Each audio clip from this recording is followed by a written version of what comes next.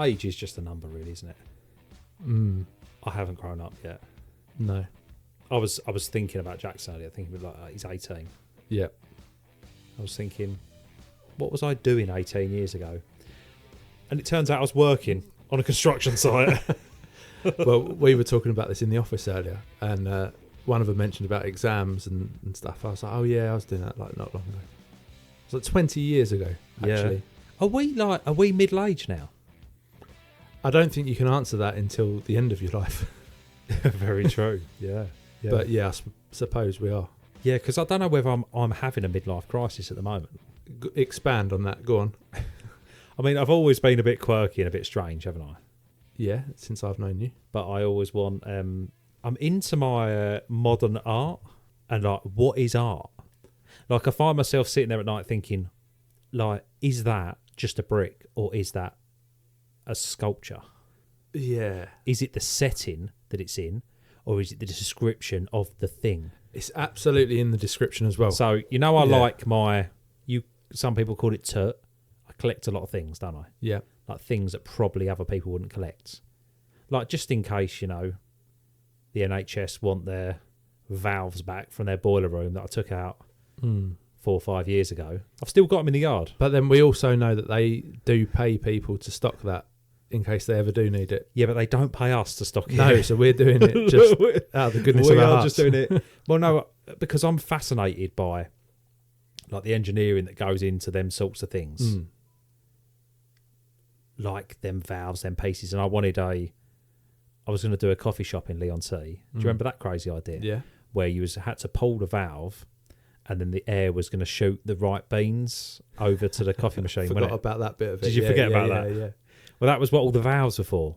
Yeah. And then I look at them and I think, what a bit of engineering they are, like to hold all this pressure. Yeah. And then I just, so when I think about like art, I think, well, what is it? Is it just something that's really well made? So I appreciate really well made things.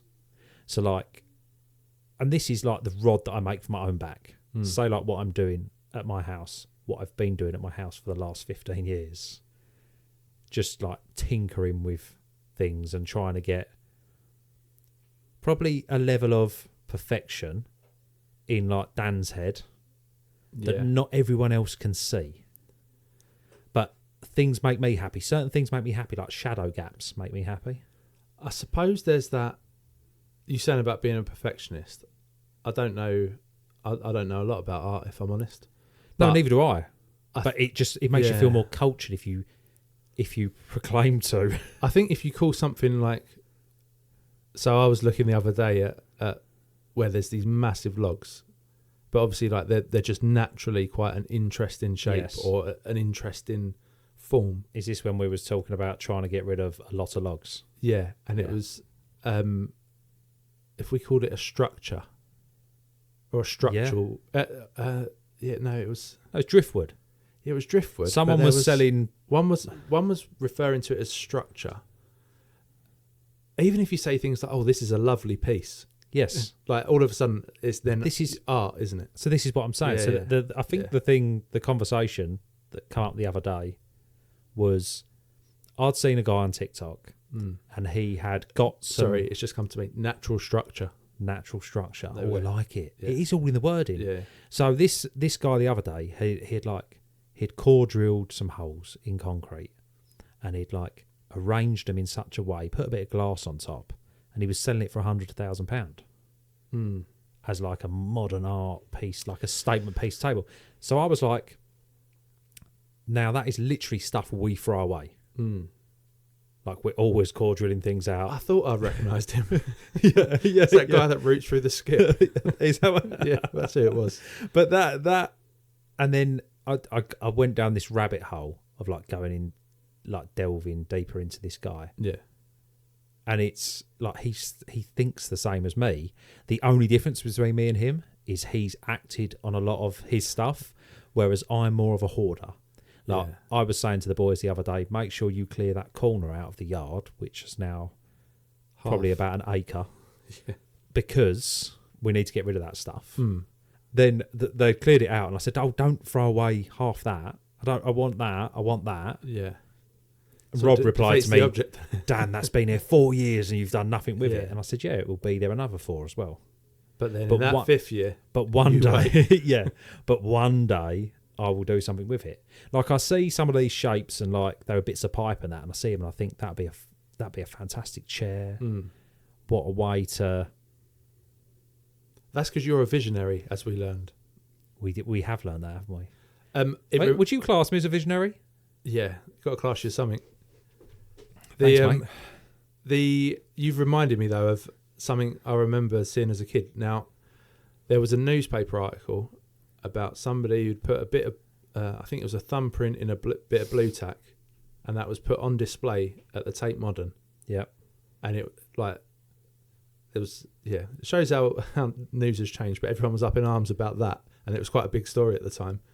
But someone come round our house for some reason who was writing the report, and I don't know why we were involved at all, because it was absolutely nothing to do with any of us. But I think it was just like local kids. Yeah. And so there's a few from our school or whatever, that had to build something out of blue tack, like a little art project that we were doing, just to show that kids could do better than just put your thumbprint in it and call it art.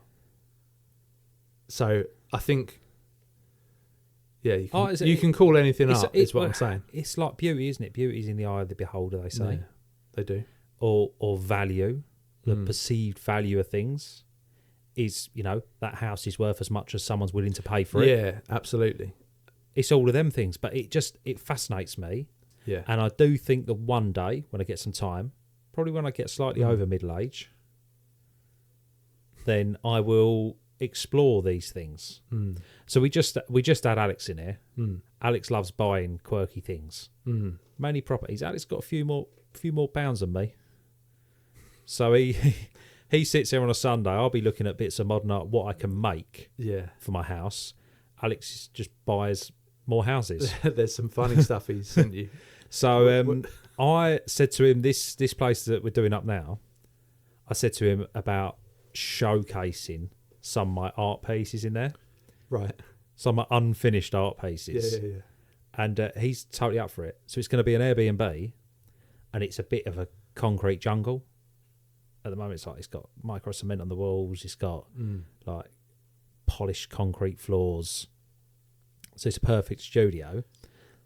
So for my table, for my rock table, and for my pipe valves, I'm going to showcase them in this building. No, do you know what? But nicely. Like, I know we're sort of talking a bit tongue-in-cheek, but actually, you imagine like a construction-based art show where you've just taken things that you've... I've just done it. No, I know. Yeah. It's probably, it may have been done, but... And we're calling it CM1. Nice. Because it's in the centre of Chelmsford. Yeah. Classy.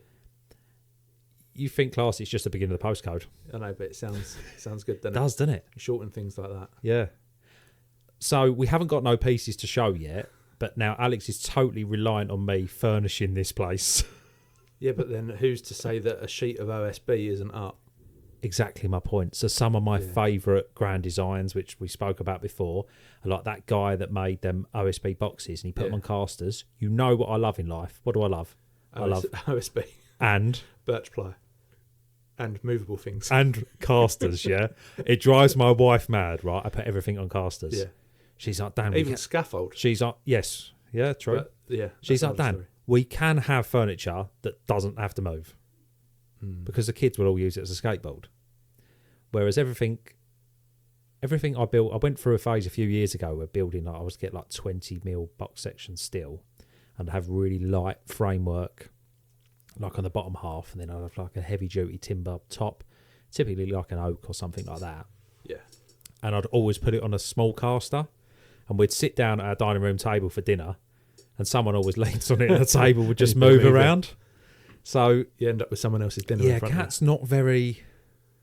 I don't think she's going to be very happy where I'm taking her next week. She doesn't know this yet. So I'm making more of a concerted effort to do date days. Nice. And I'm taking her to a modern art museum. Nice. Yeah. I think that's nice. Yeah, it's nice for me because it's what I want to do, but it's supposed to be... Does she like art? No. Does she like modern things? No, not particularly. Oh dear. She would. Kat would be like, she'd quite like an old quintessential English cottage with like, you know, the old like a little cream tea, like afternoon tea. She'd like a butler sink and stuff like that. And when I done when I built, you mean in the house? I thought you meant as a day out. Oh well, yeah. When I built I'm taking it back to the house. Yeah. When I built the island and I modelled the centre island on a Tesla truck. Yeah. She was like, "What are you doing?" Quite industrial. Very industrial. So how is the house pushing the boundaries? Like you saying about the house? Oh, yeah. I feel like we should touch on that. To be honest, because there's lessons learned. I'd say I've not had a good week, Kurt. Go on. Should we outline it from the start? Like, yeah, the whole concept behind it, what you were thinking, why you needed to do it, because it was legitimate. Right. So the 9th extension that I've put on this property basically squares away some previous extensions. So when I started building on this property, you couldn't do certain things, like you couldn't build double story on the boundary. You had to step in. Made the house an odd shape. So I've now got 4 children. I wanted all the kids to have their own room, and we needed more space. We needed more bedrooms. So we needed one more bedroom. To get this one more bedroom, we had to sort of square the box bedroom up at the front and alter 3 bathrooms in kind of fitting everything in. So I'd imagine I've got previous extensions and So I'd imagine you thought, we'll just go traditional routes, traditional work. You're a traditional guy. We're not going to do anything innovative here. No. So what I thought the worst thing that you can possibly do, in my actual experience, is build on your own house.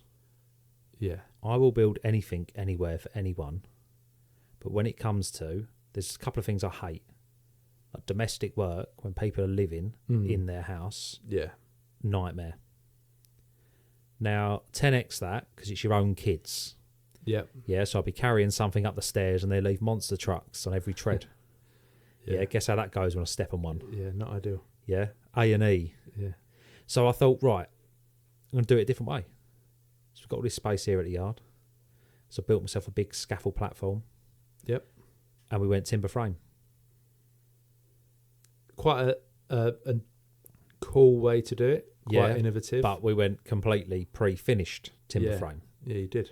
So what the idea was... Rendered everything, weren't they? Was to pre-finish these panels, render literally crane them in modules to the side flank. My neighbour didn't want me having scaffolding up near their property. It was all a bit, there's nothing like neighbourly love, is there? Nope. So... Not even system scaffold. They didn't want nothing. I don't know why. I mean, this is only extension number 9 in 15 years. Yeah. I don't know why, really. So, look, I'm all for it. I'm all for this kind of... I thought I was all for like a modular build.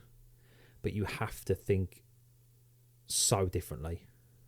Yeah. You have to have everyone on your page. I think that's a difficult thing. Like, because you might have the vision. It will go back to that. So, yeah. But the architects told me it can't be done. Yeah. So we done something what was called a Californian cantilever out the side and the back of the house. Yeah, and I think we've mentioned about this because it was quite a cool thing. Yeah. Before. So basically, this is how I got it through. This is how I got the extension past the local authority. They quite liked this element of the design, and then they quite liked the fact that I was squaring up some previous. Previous work. Yeah, a previous extension that really unbalanced the road facade. So their whole thing was, on balance, the house now looks better from the front, from the side, from the back, and it's quite cool because I've kept the garage, and by extending down the side, I've got this big long beam that runs down the side of the house, and then I've got a big beam that runs right across the back of the house, and yes, it is a cantilever. They call it a Californian cantilever because they have them in California. It's from Florida. Yeah. I think they use them in California for the heat. Yeah. To protect. It did come the up. buildings. Why they're called that? Yeah, and you can't remember, and neither can I. No, but yeah, they like that anyway. So I've done all that in steel. Mm. That was quite straightforward. Measured up for the timber work. That was all quite straightforward. To be fair, the whole measure twice, cut once worked. Yeah, did work. Everything did get into place. I'd done it, and even the other day, the boys were like, "Well, how does this bolt together?" Yeah, and the answer is it doesn't. There's basically sockets, male and female sockets, that the pieces slot together. And you've got to have a joiner's mind, haven't you? Yeah.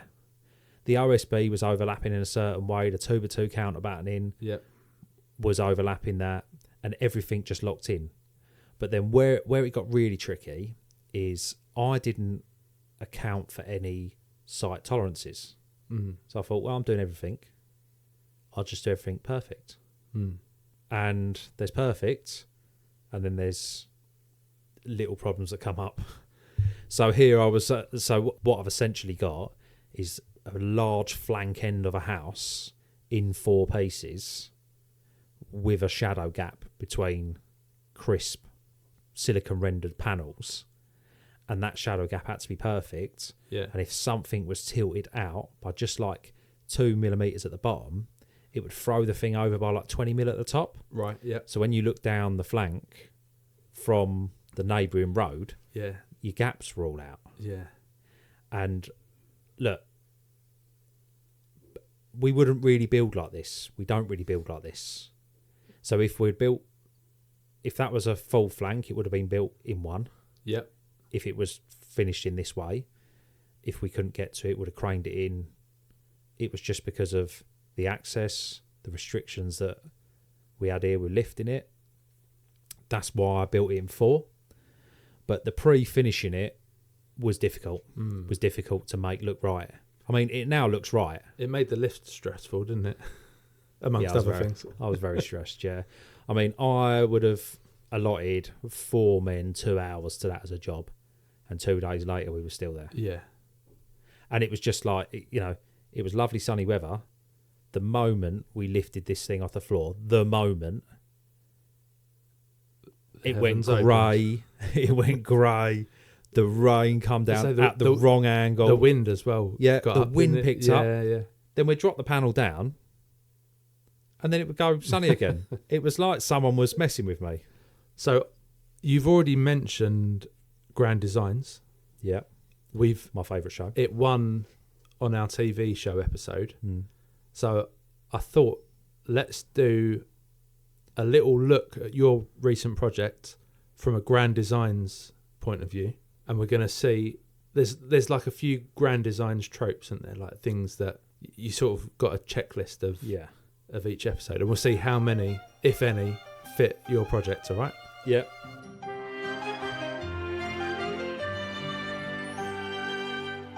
So number 1, we'll do it ourselves to save money.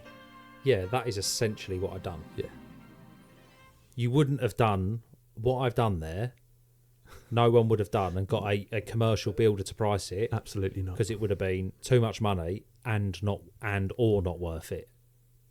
So did that then... I'm laughing not in a funny way. Like I just know some of these are yes. Did it lead to budget overruns, missed deadlines, and emotional meltdowns? Yeah, all of the above. So, tick 1 then for Grand Designs. So far, we could feature it. Yeah. Oh, what you're saying? We could make an episode of Grand Designs out of this of your house, yeah, because it makes good TV. Yeah, yeah. So, the optimistic timeline is number 2. We'll be in by Christmas. I think you might have even said those words to Kat. Yeah, my wife obviously loves that time of year and she loves everything finished. So this is... But it was supposed to be Christmas last year. Well, I think you've done all right here because it says, obviously, builds frequently stretch years beyond the original plan. We're still in months just. Yeah. So I'd say you've done well. There was no timeline. Yeah. Really? No. It was just for the kind of total get it finish. Well, you touched on it earlier. It had to remain livable, didn't it? like for large periods. You wouldn't if I went round that job. Yeah, and so I'm taking the side of your house down. You would have to move out. Mm. But what I done is I'll take the side of the house down in sections, and like before we even had a roof and the new flank up, and we'd extended like say what was the box bedroom, and that got extended. It was the 3-year-old's bedroom. He had his Monster Jam bed and everything, and it decorated out before the outside was done. Yeah. But it had to work like that because then I've had to move stuff from here to there. Because you're working around like I think my favourite, already a hectic family. My favourite bit was when he said the kids like it when it rains because there's a hole in the roof, so they just get in the shower. They do. It's fun when you're young, though, isn't it? Yeah. Oh, absolutely. And I mean, like. Kat's amazing. She just takes it in her stride. Yeah. I think probably a lot of women would have a proper meltdown. Well, over what I put her through, and then it was only it was about 2 weeks ago. It dropped. The temperature dropped sort of a night quite a lot. Yeah. And she said to me, "Are we ever getting the side of a house again?" And I said, "Yeah, it's in the yard. I just got to get a minute and I lift it up." Yeah. It's not a conversation you expect to have, is it? Really? It's not. But look, she took the vows. So far, then, we're still on cue for being able to appear. I think so. So, Kevin McLeod's subtle scepticism. So, do you think he would do this? Gently question the budget or timeline, then cut to a scene of torrential rain, a half-built frame, and someone crying in a caravan. 100%, yeah. I feel like you just described that moments ago. Yeah, we wouldn't have been in the caravan. We was in the existing house, but we might as well have been in the caravan. Yeah. Okay, so there's a tick on that one. The budget blowout starts with 300k, ends up in 1.2 mil. To be honest, because of being involved so heavily, I think you've done pretty well with that. I mean, this is there's materials have gone up at various points and bits, haven't they, I suppose, but I said this the other night, for 3 bathrooms, for the size of the extension, for the 2 bedrooms, for the sort of what's happened to the garage, and then like my wife's ended up with like a walk-in wardrobe come dressing room that every girl would want. Yeah, it would be £150,000 job. Yeah. Now, I started a YouTube channel where I said I could build this for £5,000. I didn't do too bad. No, bit more, but it's a bit more than 5,000. But the thing was, get the raw steel, get the raw timber. Can you build the thing for £5,000? And the fact you really don't value your time highly enough. Yeah, I mean, if I, if we was doing that as a commercial project, we would have to charge some labour. Yeah. On it. I mean, even the lads come round. When we done the first lift, they done it on a Saturday morning in their own time. Yeah. No, they've been good, haven't they? Yeah. And caused problems. And caused so many problems. I mean, just with the lifts. Just as well, like all them lifts, there's all cables and that in my street. As I say, that was one of the most difficult things, just working around those. Basically, all crane operators were like, no, you can't lift around them. Yeah. But is that a legal thing? Do we need to take that out? Or? We never say no. No, we done it, didn't we? Right. Tempting fate. Clients declare we've thought of everything. Did you have many of those? I mean, there was quite a lot of thought went into it first. I know it. No, because of the way that my brain works, I overthink. Yeah. Everything anyway. Everything sort of, whilst it being more difficult, everything did slot together. And I think the difficulty is when you're doing stuff in your own house and you're in the trade. Yeah. Your customer is not your own house. So you're almost doing it. So I'm on the phone. I'm dealing with business. Whilst I'm actually trying to do quite a difficult job. Yeah. And then it's also that thing that, like, some of the favourite things that happened when I was doing the kids' bathroom, call it the kids' bathroom, the messy bathroom, whatever you want to call it. Yeah. Laid the shower valve out on the hallway floor. I'm not a plumber, but I can do plumbing. So I need all the pieces laid out in front of me so I can see it, so I can connect the A to the B and all that, right?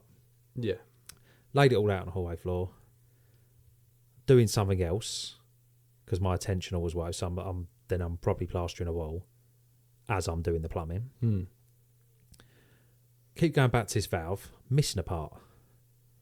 I have to run around tool station, get the same part I've already got. Go back, put it down, do something else. Then my attention goes again. This is a different episode about my attention span. Yeah.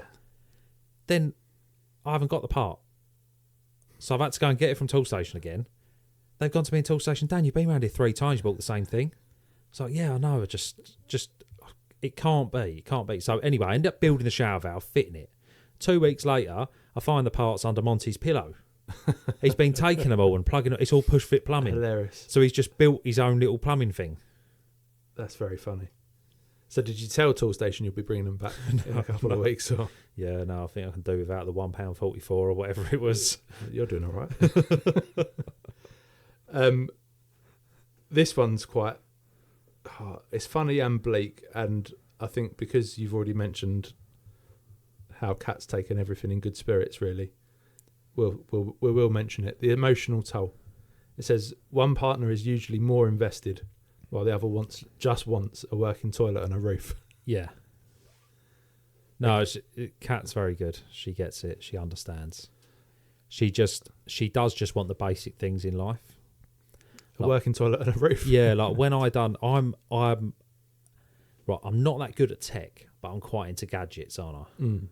Yeah. So I got the old when I done the kitchen, I done the old cooker tap, instant hot water, sparkling, all that. Yeah. And Kat will still have a kettle out on the side because she's like, I'm not a gadget kind of girl. Yeah. I get that. But yeah, there's all them. They're cool though, those taps, aren't they? Oh, amazing! Yeah. Do you use it or do you use the kettle? No, I use it, but you can only. But it's been in a year. You've got to change all the valves. Change all the filters. Yeah, we're hard water around here, aren't we? Yeah, but it will automatically shut off if you don't. Right. Okay. So it basically is just a very expensive tap. Very smart. Yeah. So you need to do it, but you also need a little bit of...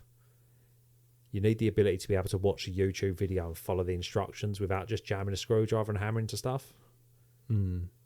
So I'm very... I can build anything You're out of... patient and impatient at the same time. So I will craft anything out of anything, any material, pretty much, yeah. I love my wood, don't I? Said this. But any sort of wet trade, I'm all right with as well. Put a tray on my hand. Yeah, I mean, probably if I went in for super tray, I'd probably win it, to be honest. Yeah. But, you know, Bold. I'm a little bit busy as well. So I'm all right at different things. I'm modest as well. But where was I going with this? I don't know. Get in my head. Where was I going with this process? I've lost. I my think train of thought. How you're impatient and patient. Right there, So there we go. Yeah. So, video. but my brain doesn't work. So I build anything from scratch out of a pile of whatever logs. Yeah. It's amazing to do a brick wall out of a pile of logs. But I could do that. But when they say to me, like I'm on the phone to technical help and they say, oh, what you got to do is you got to turn the thing off and you've got to remove the cover and you've got to do this and you've got to do that and it's all security screws. And I'm like, why have they made this so complicated to change a water filter? Mm. I don't have the patience for that. So Kat does get the ump with me a little bit because she's like, you've literally built a whole house, but you can't change a water filter. And it's sitting in the box on the side. On the tap that you wanted. Yeah. So then she's reverted back to a kettle. And buying sparkling water. Yeah. Or the old soda streams. Oh, we had one of them, yeah. They were good. I was always... but you don't need it. No. With like little small... it's like little gas bottles. Oh, and they just plug in underneath. So I would say then, based on everything there, it feels like a typical episode of Grand Designs. Mm. The final thing would be the redemption arc for storytelling, wouldn't it? Where it's like, he had no chance. He was always going to overspend. What was he thinking building in this way? And then cut to a finished project. You're all happy. Because I have been like in the middle of it. I've been there's other projects going on as well, like not just work.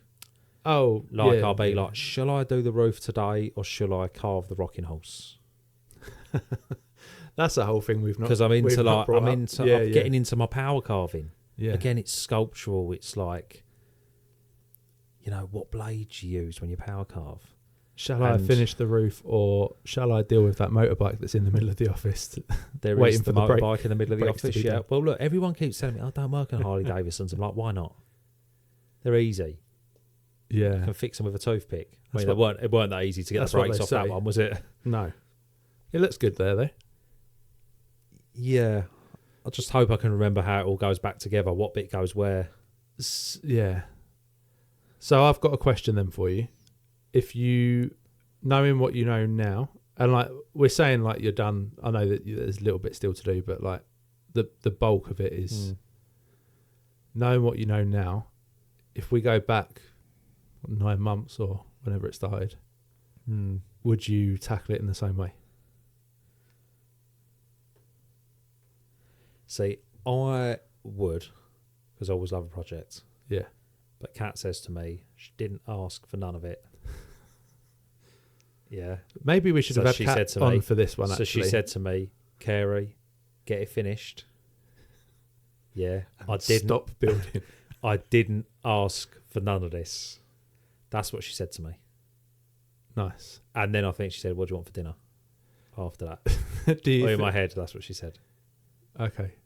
Well, But- I hope for Yeah, you. but it is like, I after this, I'm done there.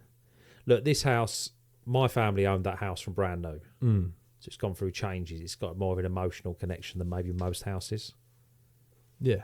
Like, and it's quite... Yeah, and that's something, isn't it? So Yeah, like I bought it off my dad and my auntie, and I've thrown it all away over the years because it's none of the existing house that I bought. it's got the same Exists. postcode.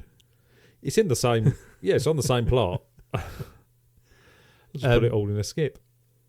Like you say, though, there's certain elements that had to be done a certain way because of restrictions and Yeah. bits. Yeah. Nice. But I that think is- it's a good story overall. I think that's what we do. I think what we're good at is getting over things. Oh, It's 100%. solutions. Well, do you know what? We've been sort of trying to drill down on that, haven't we? Really. Not just trying to drill down it. well, I think we've drilled down on it. Yeah. Yeah. And I think, but just looking at why we take on the projects we do when others wouldn't. Yeah, because we're construction people. Because we love it. Because it's never been about the turnover and how much money you can make. Yeah, them things are important. But for me and for us and for what I'm trying to install here, I want everyone to have a career where they sit back and they go, we was involved in that. I think it's also... Now, you can't take that to bank with you yet, No. but I reckon one day you will be able to. Yeah, probably. Because I think... I'm hoping so anyway. Well, I think there's a value on a determination to solve a problem. And at its root, we just want to solve problems, don't we? We want to provide solutions. Yes. And that's what it's about. And you've done that. So well done. Well done for encapsulating the company ethos in your self-build project. Oh, thank you. It's question time. Was it quick fire? No, I've not done a quick fire for this because Okay. I'm happy now. yeah, this is quiz question time. Okay. Oh. Right, I'm going to give you one that's... Can I just... What is the leaderboard looking like? Oh, I'm so far behind. Is it like 7-2? There's a point at which we need to hit the reset button, but we're not quite there yet. No, mate. Or go like first to 50 or something. Yeah, that'd be me. See if you can get to 50 before I get to 10. Do I get another point if I don't? Yeah. Yeah, it's double or nothing on the last. Okay. Right, what percentage of the UK construction market is made up of self-builds? What percentage? It's going to be quite low, isn't it? Surely. I'm going to say... What do you class as a self-build? Not everyone's building a self-build grand design. No, 100%. I'm going to say 5%. I don't think that might be too high. I'm going to say 7%. Oh, Go on. I'm impressed and disgusted at the same time. Self-builds account for approximately 7 to 10%. Yeah. Is that not like 8.75? I'll have that. You can have that. So well, I'll have it because I got it right. Well, yeah. You're certainly there we go. 5. Yes. It's higher than I expected. To be honest, my initial thought was 4. Mm. I don't know why I'm just drawn to that number all the time. Yeah, you are. I should name a company after it, really. Yeah, you should. I've actually got Rise give us more details on this as well. Oh, go on. So, according to the UK government, like this is from gov.uk, 7% of all Must new be right, homes are delivered via self and custom build, which amounted to, so this is 2018, they've given an example of, Yeah. around 13,000 units. It'd be interesting to see how COVID affected that. So I was basing it on, we've just been doing a lot with local authority around local planning and on a larger development local to us. That's what I based that percentage on. Yeah. I was probably I probably had an unfair advantage there because I've sat in so many boring committee meetings. Well, yeah. I'm grateful that I haven't, so I'm happy to lose the point. So there you are. Just on another side, it said mortgage strategy estimate 1 in 10 new homes in the UK are self-built. Okay. So that's where we get the 7 to 10%. Yeah. So nice to know the information behind the facts and answers sometimes. Like a little verification process that is valuable. So there we go. Before we wrap up, is there anything you want to plug? We've got to get to Jackson, haven't we, today? Our apprentice is headed off for a gap year. Yeah. When you say get to Jackson, we got to get to the pub. Yeah. Yeah, we said we'd take him out for a drink, didn't we? Yes. Our apprentice is going. How do you can feel have a about lemonade. Yeah, I told him he's my least favourite anyway. So I said I'm going to make Billy my new favourite. Yeah, fair enough. We'll have to sit down and talk to Bill at some point. I said to Billy, you've got to come on the pod. He said, no way. That's the spirit. Yeah. It was like I was a really uncool parent telling him to do something. I wasn't even telling him. I did say you got to. Yeah. But I just thought he'd be like, oh no, I'm shy. But he was just like a flat refuse. He was like, no way will I do that. So next week he will be on the pod. Yeah, we'll deal with that. Yeah. Nice. Well, thanks for listening, everybody. Nice to catch up on things going on. I mean, I didn't even ask you about your week, Curt. Oh, it's pretty standard, really. I thought as much. Yeah. It's school holidays, isn't it? I'm looking forward to the kids going nice back. Socks. That's all I'm going to say about you. Yeah, check out the social media socks. There'll be, look out for the socks. Thanks for listening, everyone. As always, this has been Hard Hat Chat, and we'll speak to you soon.